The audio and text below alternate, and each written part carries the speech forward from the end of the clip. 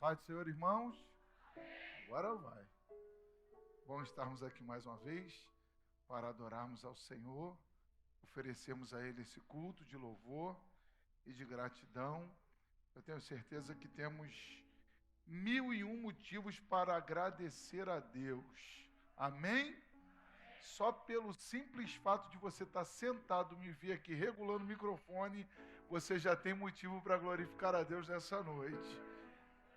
Porque você está num lugar que muita gente queria, mas não conseguiu chegar. Você está de pé e muita gente queria estar e não está. Você está respirando expectativas de vitória, de milagre, de melhora, e tem muita gente que já desistiu.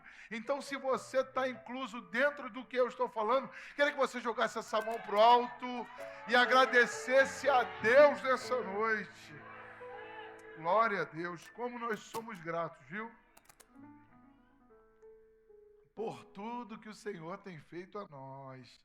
Deus abençoe. Abra sua Bíblia comigo. Livro do Apocalipse, capítulo de número 1. É um livro que tem um monte de carta dentro, né, PC? O que então? Livro com carta.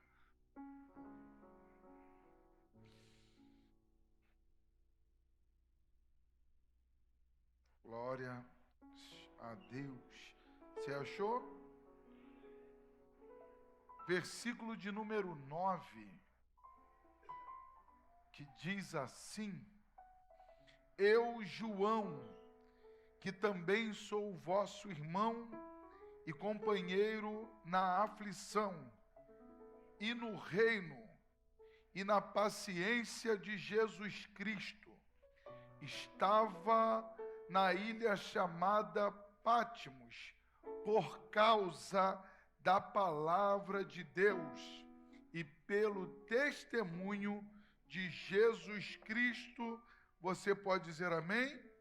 Que o Senhor nos conduza à ministração da sua palavra. Irmãos, deixa eu dizer,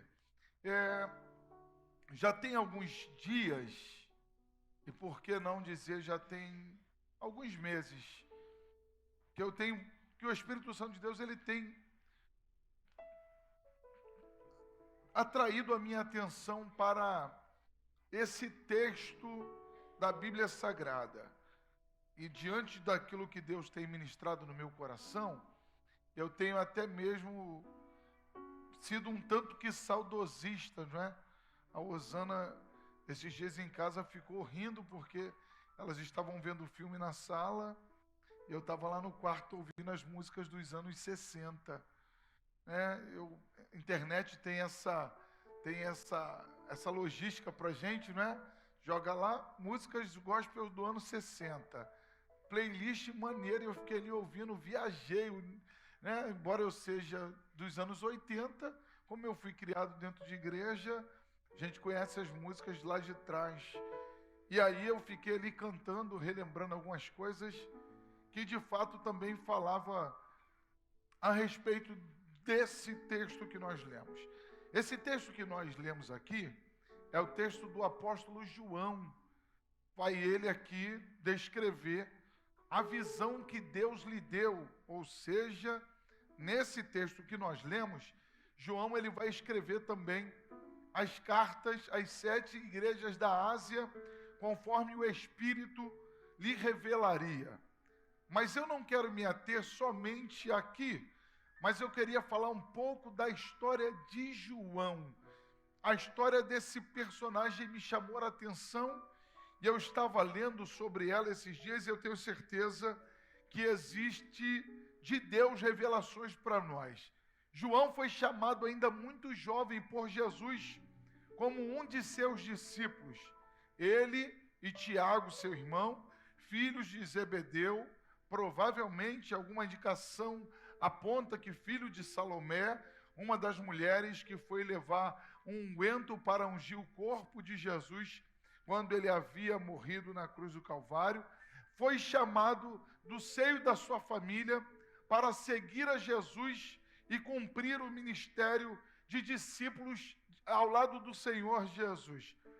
Tiago e João, João e Tiago, eles tinham uma aproximação muito grande com Pedro, até porque os três tinham a mesma profissão. Os pais, ou o pai também, de João e Tiago, eles também tinham barcos, então todos eles trabalhavam no ramo da pesca.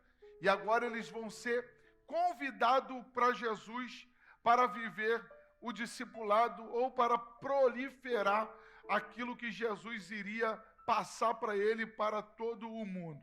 Interessante que eles recebem o chamado, vão seguir agora a sua vida. João vai ter alguns destaques na sua história.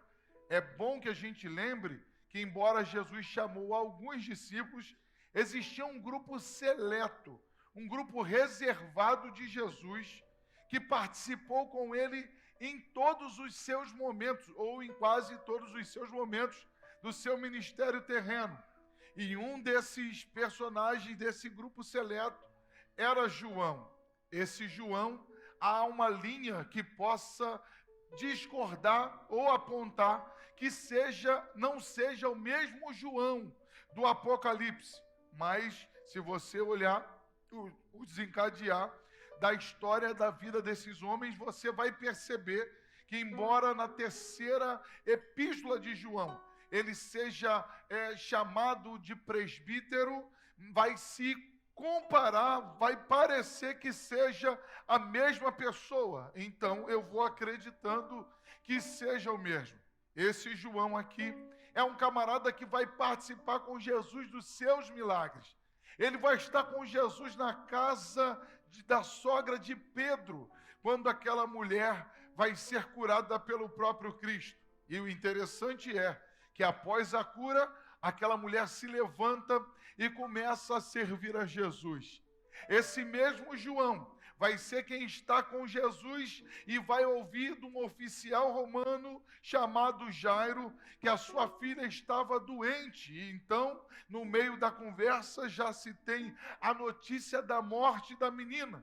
E ele também vai presenciar Jesus operando o milagre, ressuscitando aquela menina. Esse João, ele vai ser alguém que um dia, ouvindo Jesus falar a respeito do plano da salvação e como ele se daria por traição e por morte de cruz, vai ficar incomodado e ele mesmo vai reclinar no peito de Jesus e vai procurar saber quem era o traidor no meio dos discípulos que ali estavam. Esse mesmo João é um camarada que vai estar diante da multidão, quando Jesus proporciona para aquele povo viver milagres da multiplicação de poucos pães e de poucos peixes. Ou seja, João é alguém que Jesus vai pegar do meio da multidão e vai experimentá-lo, ou vai prepará-lo para um momento que veria logo após a sua partida. E isso é que me chama a atenção dentro dessa história. Jesus pega, traz João, faz com que ele faça parte, seja presença notória no meio dos acontecimentos do ministério terreno de Jesus, com um objetivo futuro. Se nós olharmos algumas biografias, nós vamos perceber que os discípulos até mesmo comentavam, faziam suposições que João seria o apóstolo que ficaria vivo até a volta de Jesus. É interessante que ele não ficou vivo, ele morreu. Porém, João vai ser um camarada que de fato vai ter experiências como nenhum outro teve. Somente ele teve o prazer de ver aqui as coisas de Jesus fazendo na terra e depois teve a oportunidade de ver em uma visão. Mas o que me chama também a atenção na história de João é que durante o período de Jesus na terra junto com eles, João ainda vivia à mercê dos seus próprios medos, à mercê dos seus próprios temores.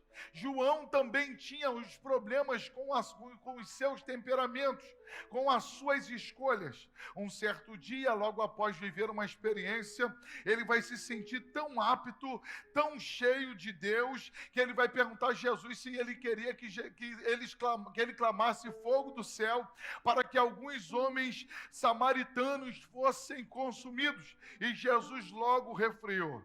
Esse mesmo João que está andando com Jesus, tendo experiência com Jesus, um dia ele vai ver um camarada expulsando demônios em nome de Jesus. Ele vai ficar incomodado e ele vai perguntar a Jesus por que não repreender aquele homem, porque aquele homem não andava com Jesus e estava usando o nome de Jesus para expulsar os demônios. Jesus vai olhar para João e vai falar para João: João, aquele que não é contra nós é por nós. Se é no meu nome que ele está expulsando, deixe o camarada expulsar os demônios. Perceba-se então a presença de Jesus corpórea andando com João, fazendo ele experimentar. Muitas das experiências, mesmo assim, não vai arrancar de João tudo aquilo que ele precisava perder. Não tirava de João tudo aquilo que ele precisava deixar de crer. Porque muitas das vezes a gente vai olhar e vai perceber isso aqui. Está andando com Jesus, mas continua se comportando de algumas maneiras que não poderia se comportar. Continua fazendo algumas coisas que não deveriam mais fazer.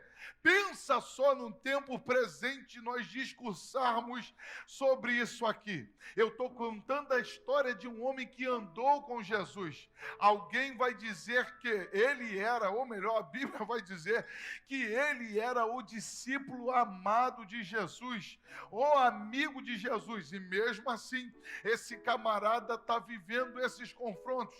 Um dia, a fim de Jesus fazer mais com que João se entranhasse naquilo que Jesus estava lhe ensinando, Jesus vai sair do meio da multidão, vai subir para o monte e vão começar a orar. Eles vão sair do meio do alvoroço. Jesus, ele só queria sair do meio da multidão para ter um momento de privacidade, até porque o ministério de Jesus atraiu a multidão.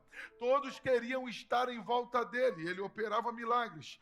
Um dia mesmo ele vai mandar alguém dizer, né? Alguém vai perguntar, ele vai falar: diga para João para dizer para eles que os surdos ouvem, os cegos vê, os coxos anda, os mortos se levanta e o nome do Senhor Jesus é glorificado. Então todos queriam estar à volta de Jesus. A multidão toda queria. Então Jesus, ele vai pegar, vai tirar João do meio daquele, vai tirar os seus 3 discípulos do meio daquele povo, vai subir Pedro, Tiago e João com Jesus para o monte. O texto vai dizer para nós no Evangelho de Marcos que enquanto Jesus orava, a sua face se transfigurou, o seu rosto mudou. O texto vai dizer que a roupa de Jesus tornou uma brancura reluzente que era incomparável, e eles podem naquele momento perceber o envolvimento da glória de Deus naquele lugar. Enquanto Jesus orava e se transfigurava, aparecia Moisés, que era conhecido por João como legislador, e também aparecia Elias, que era conhecido como o profeta. E Pedro, muito afoito, como sempre foi, um camarada de algumas atitudes que sempre nos chamou a atenção, e eu tenho até um apreço pela história de Pedro. Ele vai olhar para Jesus e falar: olha, é melhor que nós fiquemos aqui, é melhor que nós preparemos aqui 3 tabernáculos, que um seja para Jesus, que outro seja para Moisés e que outro seja para Elias. Mas Jesus vai dar logo uma trava em Pedro, uma nuvem logo vai envolver aquele momento para tirar qualquer possibilidade de que eles permanecessem ali e nós não fôssemos participantes dessa glória. Esse mesmo João, tendo essa experiência com Jesus, após ele ter visto a transfiguração de Jesus, visto a figura de Moisés, visto a figura de Elias, ele vai perceber, e aí vai aumentar mais ainda a sua convicção, a sua fé em Jesus, que era o Messias. Só que o que é interessante é porque o o Messias prometido para o povo de Israel, ou melhor, o Messias que o povo de Israel esperava, era um Messias que fosse glorificado diante dos homens, era um Messias que tivesse um reino estabelecido diante dos homens. É por isso que até a data presente, o povo de Israel ainda não acredita em Jesus Cristo como Messias, porque eles esperam o Messias que venha triunfante, mas enquanto Jesus caminhou com João durante a terra, Jesus estava ensinando uma coisa para João, que a glória que ele haveria de revelar, o poderio que ele haveria de revelar, não era segundo o entendimento dos homens. Agora João está acompanhando um camarada que ele percebe que é de fato quem ele acreditava, quem ele esperava, porém a expectativa de João era: esse Messias vai morrer. Por quê? Embora Jesus demonstrasse poder, embora Jesus operasse milagres, Jesus o tempo inteiro certificava aos seus discípulos a respeito do plano da salvação que se passava pela morte de Jesus, sendo que nesse caminho João vai aprendendo o quê? A morte de Jesus, na verdade, não seria uma tragédia para aqueles que nele crescem, mas que a morte de Jesus seria o triunfo daqueles em quem ele cria. Se os homens queriam que Jesus viesse exaltado, ele se fez humilhado, contrariando a expectativa do homem, mas fazendo jus à expectativa daquele que havia enviado a ele.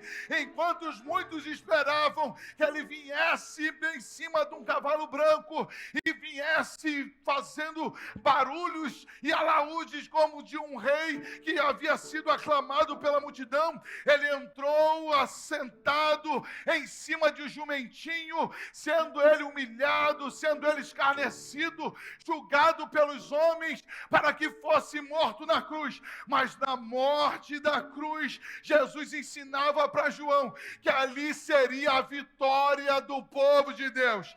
Na morte da cruz, Jesus estava ensinando para João que ali de fato seria o cumprimento da sua palavra. É esse João, ele está andando com Jesus e está ouvindo tudo isso. Imagine só, é você está andando com Jesus, participando, usufruindo de tudo aquilo que Jesus está fazendo. Qual é a expectativa? A expectativa é que Jesus morra. Na verdade, eu acredito que mesmo João acreditando, ele não queria que Jesus morresse. Quem é que ia querer perder a oportunidade de andar com um camarada que, se tinha fome, ele fazia o pão se multiplicar? Quem é que queria deixar de andar com um homem que, se alguém morresse e ele chegasse, a morte tinha que sair fora? Quem queria perder a oportunidade de estar andando com um homem que, se ele chegasse e tivesse um mudo começava a glorificar? Se tivesse um aleijado, o aleijado levantava e saía carregando a cama. Ninguém queria perder a oportunidade.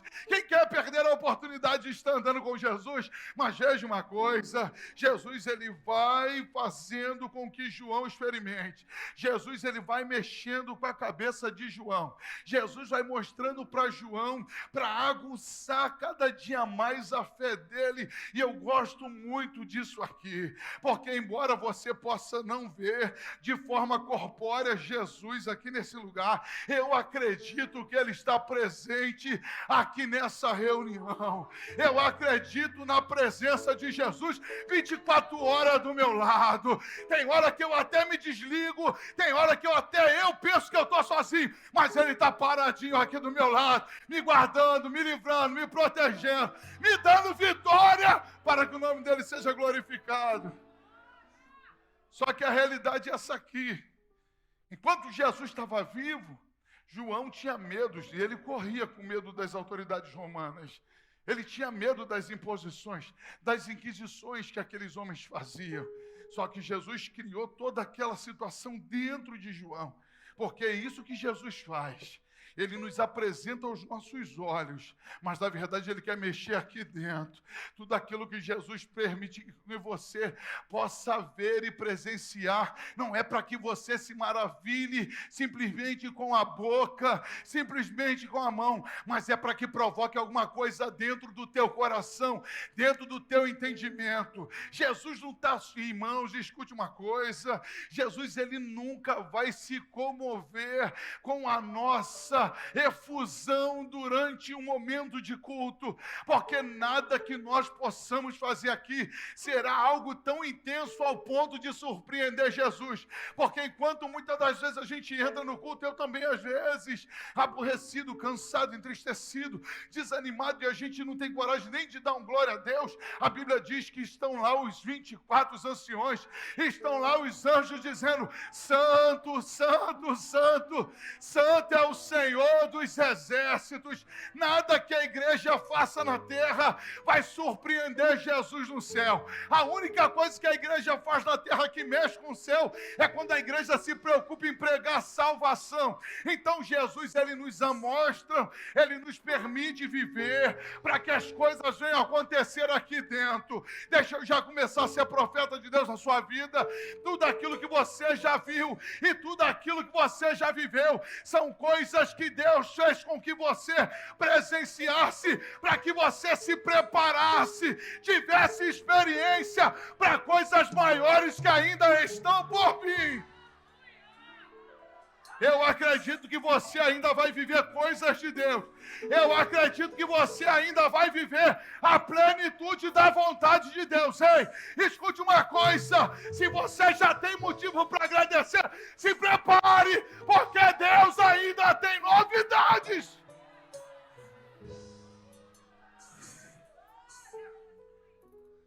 João, ele é um camarada tão próximo de Jesus, que no seu evangelho, porque João escreveu o evangelho, João aparece no livro de Atos dos Apóstolos, eles escrevem as 3 epístolas e dão para ele também a autoria do Apocalipse.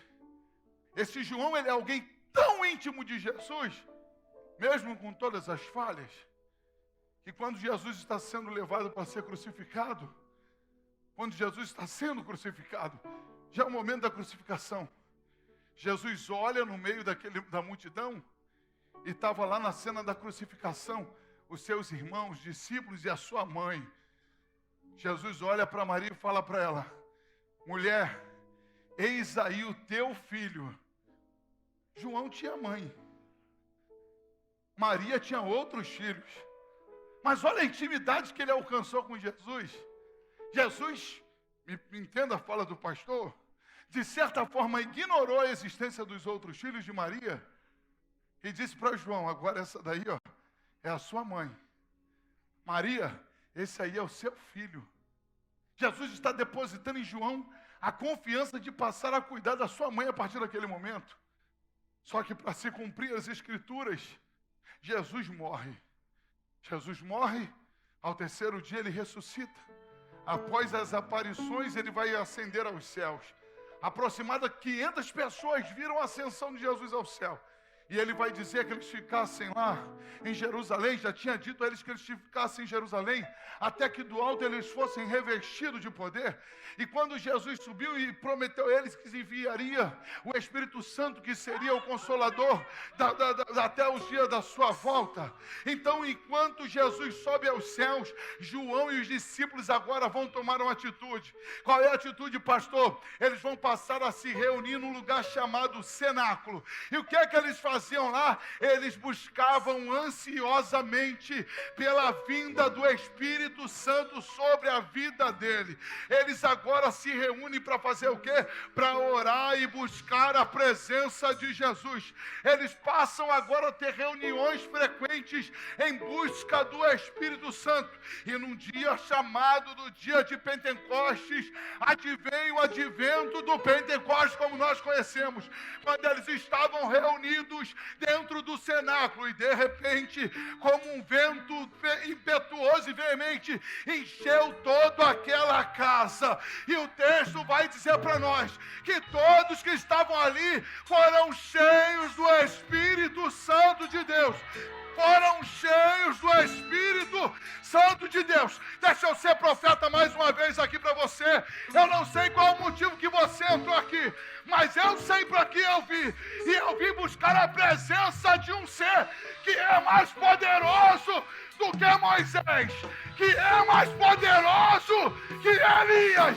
E ele é capaz de, nessa noite, encher a igreja dele com o Santo Espírito. Se você crê nisso, abra a sua boca, glorifica a Deus. Oh, glória!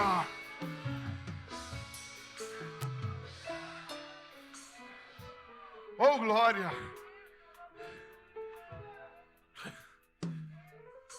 Aquilo que nós vamos viver vai partir de um propósito que nós estabelecemos. Eu vi aqui o presbítero antes dizer uma coisa interessantíssima. Nós na Assembleia de Deus fomos criados assim, irmãos. Paz do Senhor. As igrejas, irmãos, escute o pastor falar. Alguém um dia desse saiu aqui aborrecido com o pastor, dizendo que eu desdenhei da igreja católica. Você já me viu falar mal aqui? Pelo contrário, eu tenho amigos padres. Isso. E prego o meu Jesus. E o que eu creio para eles também. E tem um montão que veio de lá que está aqui. Que a gente ganhou para Jesus, hoje são crentes aqui dessa igreja, né? Nunca você vai me ver tecendo críticas. Até porque a gente não tem que perder tempo com isso. Né? Sempre quando eu apresento uma criança, eu digo da cultura do país e do que nós acreditamos. Aqui não existe nenhuma afronta. Eu ainda sempre falo, olha, é só a título de conhecimento. Mas, na verdade, o inimigo, ele faz isso mesmo. Ele cega o entendimento do homem, o cara entendeu outra coisa. Mas quem convence o homem do pecado, das juízes e da justiça é Deus. A minha missão aqui é pregar. Mas deixa eu falar uma coisa. Tudo aquilo que nós temos a tendência ou queremos viver, vai partir de um propósito. Vai partir de um propósito. Sabe qual é a maior dificuldade que nós vivemos hoje? Muitas das vezes vivemos sem propósitos estabelecidos. Deixa eu melhorar minha fala. Muitas das vezes a gente cria propósito por N expectativas. Não, eu vou fazer um propósito porque eu quero isso, porque eu quero aquilo. Casa, carro, família, cura. Tem um monte de coisa que a gente faz a propósito. Mas essa atitude de João e dos outros discípulos me chama muita atenção, e como um legítimo crente pentecostal que eu sou, eu acredito que a gente precisa novamente voltar aqui no cenáculo. A igreja precisa voltar no cenáculo. Pastor, por que a igreja precisa voltar no cenáculo? Porque no cenáculo o único propósito que eles tinham de se reunir era de ser revestido do Espírito Santo de Deus. E hoje tem gente que nem sabe o que é batismo com o Espírito Santo. Tem gente que tem medo, tem gente que tem vergonha, tem gente que fala, não, isso não existe. Existe sim, porque aconteceu no passado, aconteceu no dia de hoje, e enquanto Jesus não voltar, vai continuar acontecendo. Então eu quero mexer contigo nessa noite. Não é o contexto da mensagem, mas eu vou aproveitar para aplicar. Eu queria que quando você chegasse aqui nesse lugar, você tomasse uma decisão. Antes de pedir casa, antes de pedir carro, antes de pedir emprego, antes de pedir cura, peça a Deus para te encher do poder dele. Peça poder de Deus. Peça revestimento. Ei, eu estou dizendo de uma igreja que crê nos dons espirituais. E Jesus pode fazer hoje na sua vida. É nessa reunião que Jesus pode te encher. Você acredita nisso? Você acredita nisso?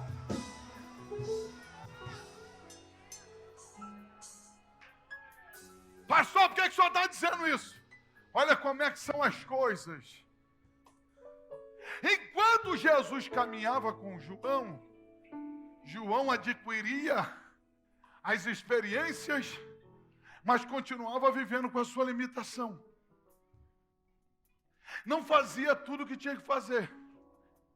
Mas Jesus morre, ressuscita, vai para o céu, reveste eles com o Espírito Santo, no advento de Pentecostes.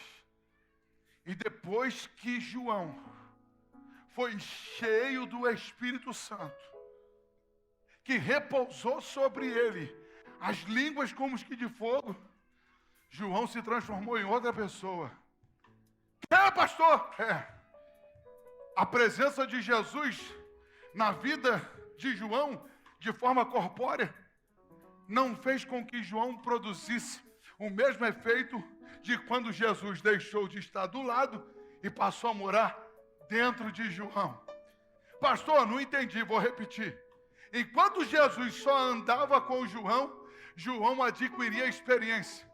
Mas quando Jesus foi e através do Espírito passou a viver dentro de João, ele agora é quem vai produzir experiência para aqueles que estão em volta dele. Pastor, eu não entendi. Até hoje você pode ter sido alguém que andou junto e está gozando de experiência. Mas hoje Jesus quer te encher aqui nesse culto para você passar a fazer a diferença. Oh, glória a Deus! Oh, glória a Deus! Eu acredito que Jesus nessa noite vai levantar crentes aqui com ousadia. Eu acredito que Jesus nessa noite vai levantar crentes aqui determinados. Eu acredito.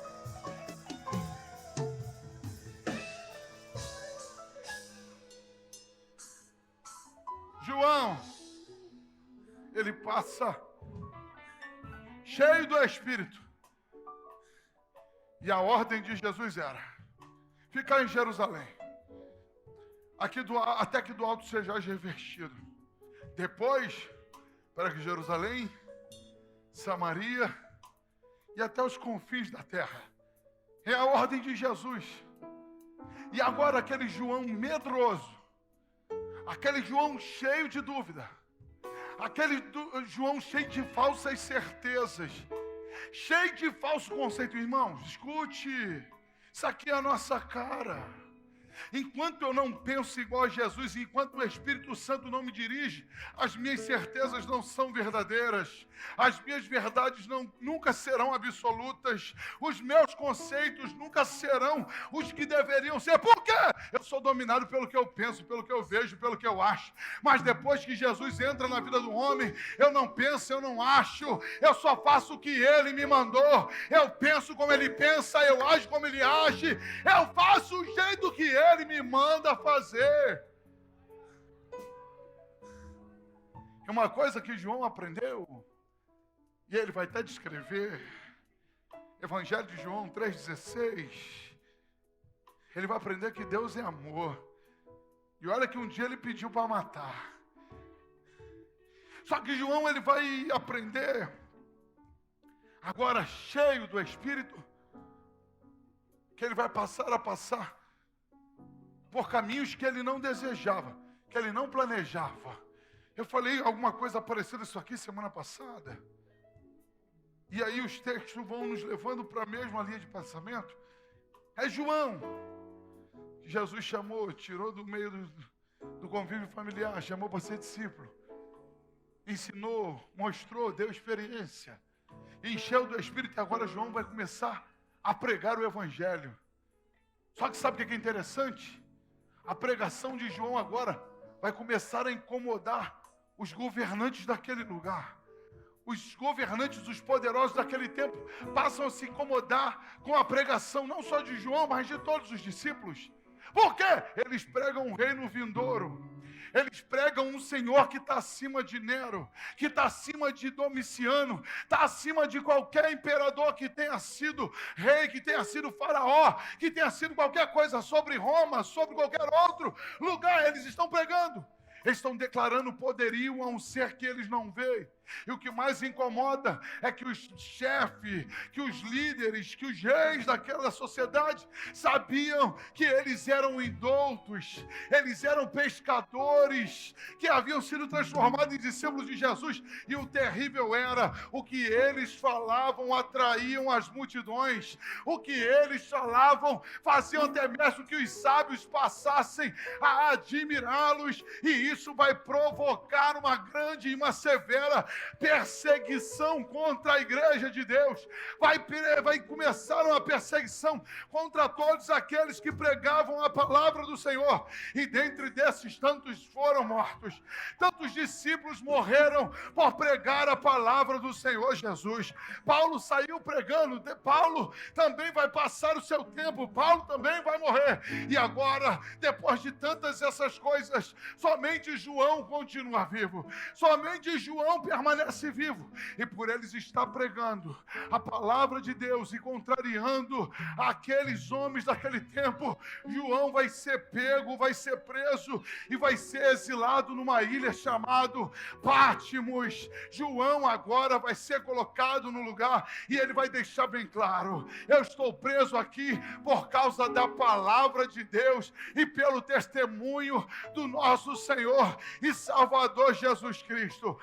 João vai ser muito enfático em dizer: a pregação não me produziu aplausos, a pregação não me produziu fama, a pregação não gerou dinheiro, a pregação não gerou riqueza, mas a pregação me gerou cativeiro, a pregação me gerou dor, a pregação me gerou sofrimento. Mas sabe o que eu amo, queridos? A Bíblia diz para nós que bem-aventurados são aqueles que sofrem por causa da perseguição, por causa da palavra. A Bíblia vai dizer para nós que essa leve e momentânea tribulação vai produzir eterno peso de glória. Que, pastor? Quanto mais me persegue por eu ser crente, mais perto de Jesus eles estão me colocando.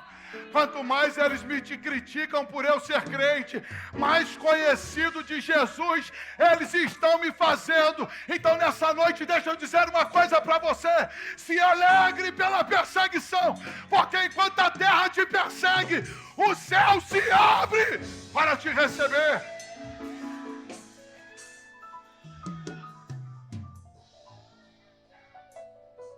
Só que vamos lá, vamos partir para terminar. Era o final da história. Para muitos, acabou a história. O cara é velho e agora vai estar exilado numa ilha. Ilha é lugar de isolamento. É claro que a gente vive a gente vive num mundo, né? Que quando se fala de ilha, o povo pensa logo em coisa boa. Só um período aqui no Rio de Janeiro que houve uma ilha chamada Ilha Grande, que muitos não queriam ir para lá, não é? Que tinha um presídio lá, presídio da Ilha Grande. Hoje virou lugar de passeio. O Brasil é um país tão abençoado que o presídio agora é ponto turístico, não é, irmãos? Fazer o quê? Ninguém queria ir, hoje viaja para lá para conhecer. Então, é isso. Quando a gente fala de ilha, aqui a gente pensa em coisa boa, mas o contexto aqui era para acabar com a história, era para calar a voz, era para encerrar um ciclo, era para determinar o fim de alguma coisa. Só que tem só um detalhe: ninguém vai pôr fim na história que Deus começou. Não tem mão poderosa para calar uma voz que Deus levantou. Não tem homem poderoso para dar ponto final na história de quem Deus resolveu levantar para marcar o tempo dele. Escute! João reservado, Ilha de Pátimos. Eu amo isso aqui. Ele vai escrever. Os autores, os homens que defendem aí os cânones sagrados, vai dizer que é nessa ilha que João vai escrever o Evangelho, que vai falar melhor sobre Jesus. Até porque dos 4 evangelhos, a fala de João é a fala mais precisa de quem teve um contato direto com Jesus.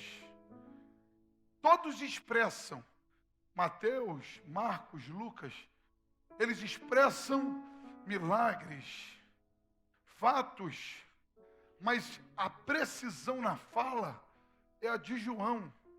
E eles vão defender que é aqui que João vai, dentro da ilha que João vai escrever os evangelhos, as 3 epístolas, e agora ele vai ter uma visão, mas não é qualquer visão. E o interessante é que a visão, ela vai se dar num momento de prisão. Um momento que para muitos seria de final de história. Versículo de número 9, que eu li, João vai dizer: eu que também sou vosso irmão. Está escrevendo para nós. E companheiros na aflição, e no reino, e na paciência de Jesus Cristo. Estava na ilha chamada Pátimos, por causa da palavra de Deus e pelo testemunho de Jesus Cristo. Aí aqui ele vai começar a mexer comigo, que ele vai dizer: eu fui arrebatado em espírito no dia do Senhor, e ouvi detrás de mim uma grande voz como de trombeta, que dizia: o que vês, escreve num livro e envia às 7 igrejas que estão na Ásia: a Éfeso, a Esmina, a Pérgamo, Tiatira, Sardes, Filadélfia e Laodiceia. Ele está ouvindo uma voz dizer para ele. Ele está arrebatado e só está ouvindo. Está arrebatado e só está ouvindo. Mas de repente ele diz: e virei-me para ver quem falava comigo, e virando-me vi 7 castiçais de ouro, e no meio desses 7 castiçais um semelhante ao Filho do Homem, vestido até os pés de uma veste comprida e cingido pelo peito com um cinto de ouro. A sua cabeça de cabelos eram brancos como lã branca, como a neve, e os olhos como chama de fogo, e os seus pés semelhante a um latão reluzente, como se tivesse refinado numa fornalha, e a sua voz como de muitas águas. E ele tinha na sua destra 7 estrelas, e da sua boca saía uma espada aguda de 2 fios. O seu rosto era como o sol, e a sua força resplandecente. E eu, quando vi, caí aos seus pés como morto, e ele pôs sobre mim a sua destra, dizendo-me: não temas, não temas, eu sou o primeiro, eu sou o último, e o que vive foi morto, mas eis aqui estou vivo para todo sempre, e tenho a chave da morte e do inferno. É Jesus. Essa característica só tem um, e ele se chama Jesus. E ele está aqui nessa noite. Esse mesmo Jesus, eu estou sentindo a presença. Eu já estou sentindo ele aqui. Ele está aqui hoje, porque ele vai mudar a tua história. Oh, glória! Oh, glória a Deus! Eu não sei se você tem motivo, mas essa presença, ela me dá motivo para glorificar. Oh, glória! Ele vive! Ele reina! Ele vive! Ele tem a chave! Ei! Onde está, ó inferno, a tua vitória? Onde está Ó inferno, o teu aguilhão. Adora ele. Adora ele. Isso, adora ele. Adora ele. Ele tá aí, ó. Ele chegou aí. Ele chegou. Isso, adora. Adora, eu tô vendo crente adorando. Tá preso, mas Jesus chegou. Tá no sofrimento, mas Jesus chegou. Adora. Adora.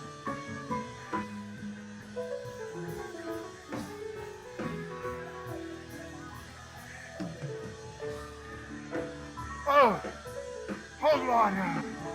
Oh, glória! Oh, glória!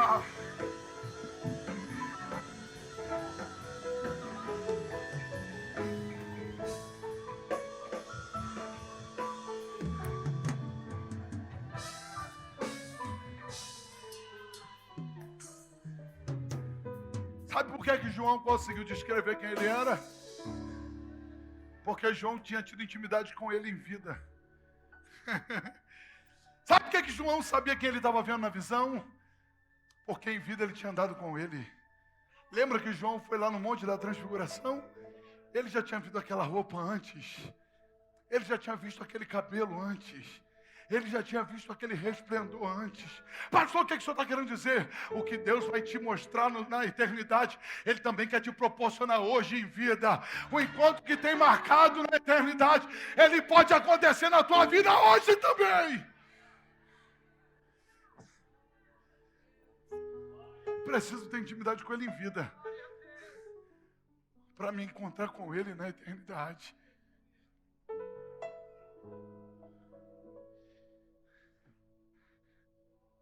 É o que vive, foi morto, mas está aqui vivo para todo sempre. E Ele tem a chave. Ele tem a chave da porta da casa do teu adversário. Ele que diz aqui: eu tenho a chave da morte.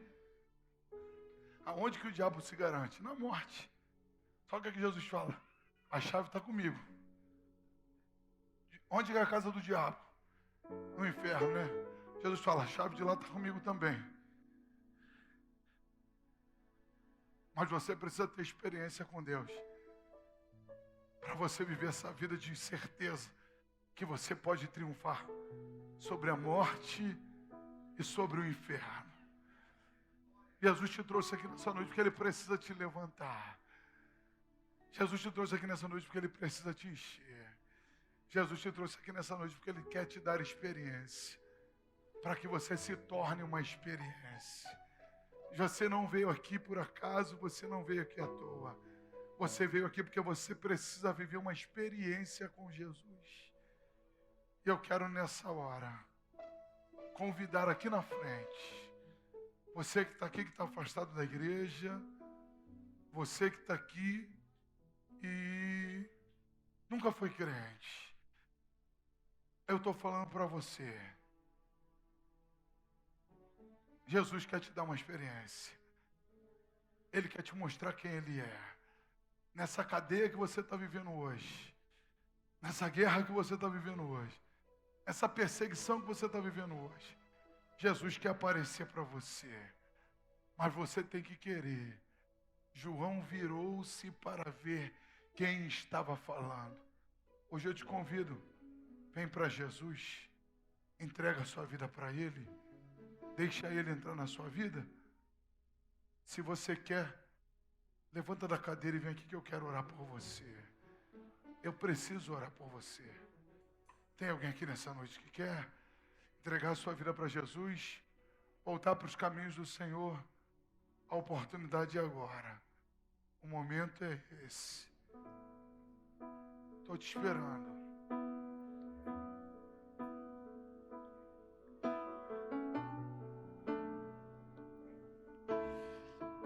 Tem ninguém não?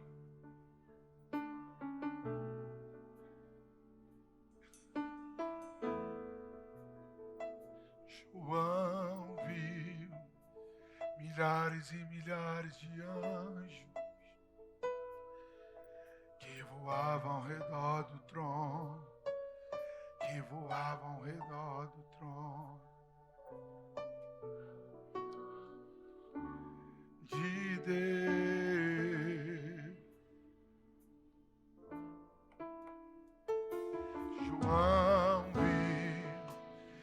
7 castiçais de ouro. E no meio dos 7 castiçais, semelhante ao Filho do Homem. Quem era esse homem? Era Jesus de Nazaré. Não era um sonho, era realidade. João viu a cidade santa para os crentes sendo preparada. Quem tem ouvidos ouça o que o Espírito diz à igreja. Jesus Cristo está voltando. Se prepare para que tu veja.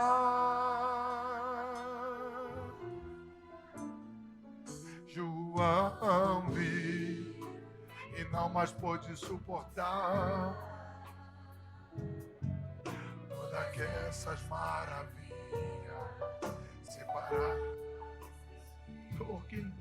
Preparar todas essas bênçãos. Quem pensei. Estou esperando, se tiver mais alguém, é para você. João viu e eu também. Tá fora. O que foi morto e reviveu, e a morte ele venceu. Ficou baixo. Vai lá. Ficou baixo, né? Não era um sonho, era realidade. João viu a cidade santa para os crentes sendo preparada. Quem tem ouvidos ouça o que o Espírito diz à igreja. Jesus Cristo está voltando. Se prepare para que tu veja. Não era um sonho, era realidade. João viu a cidade santa para os crentes sendo preparada. Quem tem ouvido ouça o que o Espírito diz à igreja. Jesus Cristo.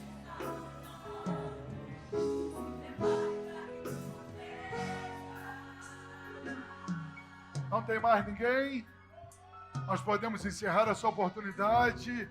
Essa cidade está preparada para mim. Você pode bater no peito e falar, está preparada para mim. Está em dúvida, irmãos? Tem alguém em dúvida? Jesus quer que você esteja nessa cidade também. Ele foi preparar para você. Você não pode perder isso, não. Então, se você está aqui, não tem certeza, vem aqui para o altar, porque eu quero te encontrar lá também. Eu quero te encontrar lá. Não tem mais ninguém? Posso encerrar? Posso? Eu e o meu relógio aqui, que me aperta para terminar. Estenda suas mãos para cá. Senhor, eu quero te louvar nessa noite, por essa vida que está no teu altar. Eu tenho a certeza que ele ouviu a tua palavra, e escutou a tua voz e entendeu a mesma. Por isso eu quero pedir, escreve o nome dele no livro da vida, porque é esse livro que vai nos dar direito de morar nessa cidade. Senhor, preserve a vida dele para o dia da bênção, para o dia da vitória e para o dia da salvação. E se você acredita nisso, aplaude a Jesus, porque é para ele toda a honra, toda a glória, toda a autoridade.